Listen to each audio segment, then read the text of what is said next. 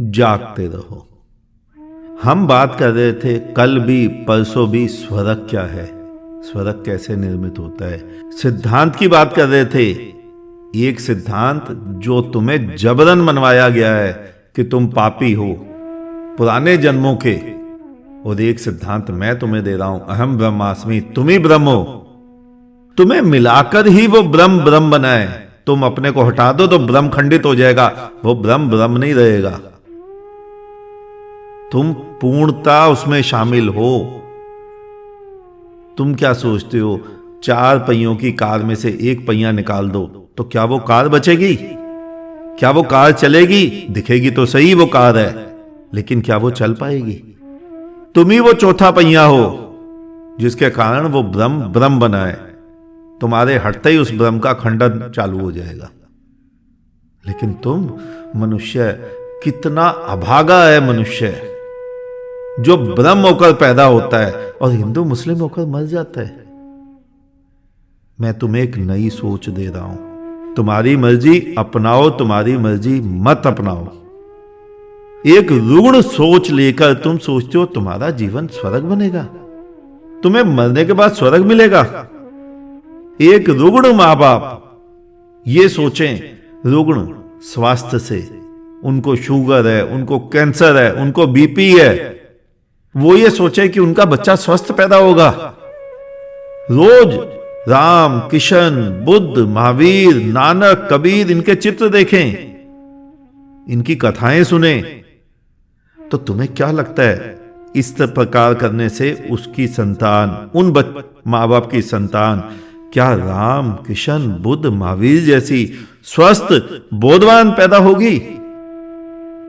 नहीं, बच्चा तो सच्चाई से पैदा होगा, और सच्चाई यह है कि 99% संभावनाएं हैं कि मां बाप की बीमारियां बच्चों को वंशागत मिल जाएं।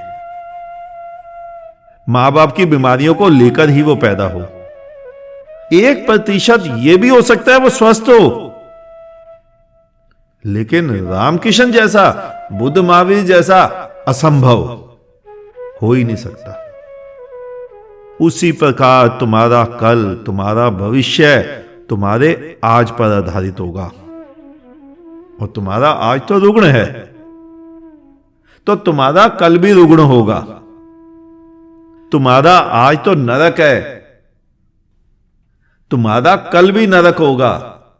ये जो स्वर्ग के तुमने कल्पनाएं की हुई हैं, बैकुंठ, गोलोक, वृंदावन, जन्नत, ये सब स्वप्न धरे रह जाएंगे, क्योंकि आज तुम्हारा नरक है।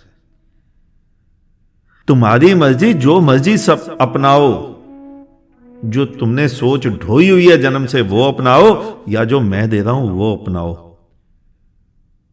मैं तुम्हें कुछ और सिखा रहा हूं, मैं सिखा रहा हूं आज जीना सीख लो, सुखपूर्वक भोगो इस जीवन को, इसमें गाओ, नाचो, उत्सव मनाओ, और आखिर एक ना एक दिन इसी प्रकार जीवन को जीते जीते तुम सभी का बुद्धत्व स्वयं प्रकट हो जाएगा। एक सूक्त है, ध्यान में रख लो, काम आएगा, बार बार इसे याद करना, तुम्हें इससे बहुत लाभ होगा। तुम्हारे मंत्रों से कोई लाभ नहीं होगा, इस सूक्त से लाभ होगा। वो सूक्त ये है कि समय के साथ साथ जीवन के अनुभव से ही आखिर एक दिन तुम्हें स्वयं ही इसी जीवन के अनुभव से बुद्धत्व उपलब्ध हो जाएगा। बाधा इसमें केवल एक है, और एक ही बाधा हो सकती है, वो ये कि तुम प्रगाढ़ निद्रा में मत सो। बस तुम निद्रा से उठ खड़े हो, देखो स्वयं को, स्वयं के कृत्यों को देखो। बुद्धों के नाम की माला जपने से कुछ नहीं होगा, बुद्धों के चित्रों पर अगरबत्ती धूप बत्ती जलाने से कुछ नहीं होगा। देखो केवल तुम क्या कर रहे हो और बुद्ध क्या करते हैं। बुद्ध का मतलब महात्मा बुद्ध से मत ले लेना, बुद्ध का मतलब किसी भी बुद्ध से लो, महावीर से लो, नानक से लो, कबीर से लो, किशन से लो, किसी से भी लो। बुद्ध क्या करते हैं और तुम क्या करते हो?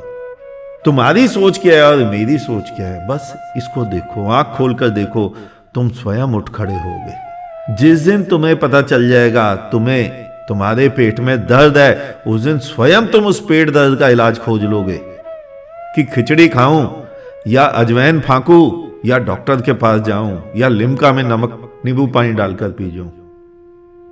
अभी तो तुम सोए हो, तुम्हें पता ही नहीं तुम्हारे पेट में दर्द है, तुम्हें पता ही नहीं तुम बीमार हो, बस सोए सोए उपाय चले जा रहे हैं। आज इतना ही, शेष किसी और दिन। अंत में चारों तरफ बिखरे फैले परमात्मा को मेरा नमन। तुम सभी जागो, जागते रहो।